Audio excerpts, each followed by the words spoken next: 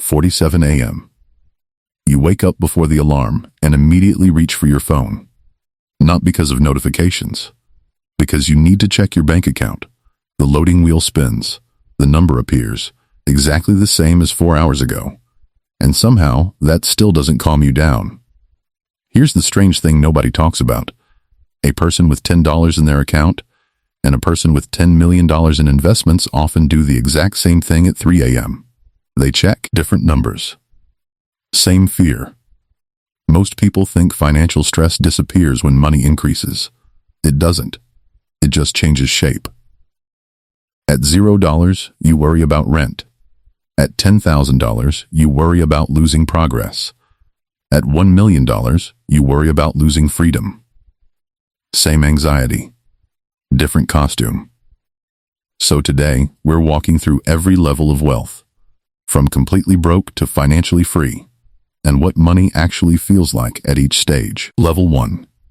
$0 or negative. You're 24 years old, standing in Dollar Tree comparing ibuprofen prices because 40 cents matters now. Your 2008 Toyota Camry needs brakes. Repair cost, $480. Money in your account, $63. At this level, there are no good financial decisions, only cheaper disasters. You can ignore the brakes, take out a predatory loan, or pray the car survives another week. That's survival mode. And the worst, financial stress literally affects your thinking. Studies show scarcity overloads your brain, making decisions harder while you're already struggling. You're trying to plan your future while panicking about Friday. At 3 a.m., you check your account again. Not because the number changed, because you hope reality did. Level 2. $1,000. 1 year later, you hit $1,000 in savings for the first time. You take a screenshot, because honestly, it feels huge. But then life happens. The water heater dies. Repair cost, $1,100. Savings gone instantly. That's when you realize the first emergency fund isn't really protection. It's emotional stability. It doesn't stop emergencies. It stops hopelessness. And something small changes. This week you only checked your banking app once at night instead of 5 times. The panic is getting quieter. Level 3. $10,000. You're 28 now. Your mechanic calls and says, transmission's gone. $3,200. Old you would have spiraled instantly. This version of you says, okay, fix it. That moment feels richer than luxury. Because $10,000 doesn't buy freedom.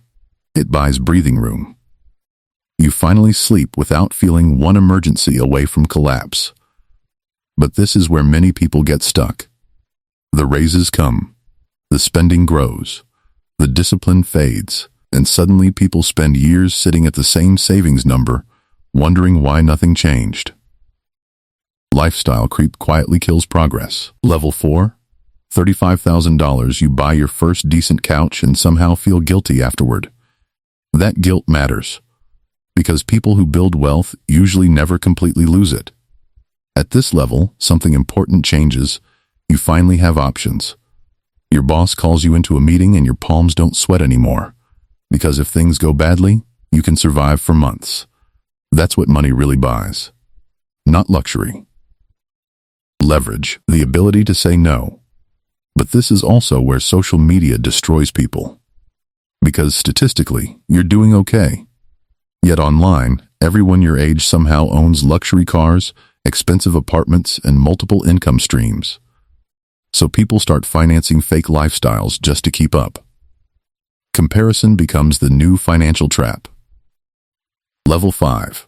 $100,000. This is where money finally starts working harder than you do. Up until now, your wealth mostly came from sacrifice and discipline. But around $100,000 invested, compounding starts becoming visible. Your investments begin growing faster on their own. That's why Charlie Munger said, the first $100,000 is the hardest. Because after this point, the game changes completely. And here's something interesting. Real wealthy people usually become quieter. They stop performing success online. Meanwhile, fake rich people become louder.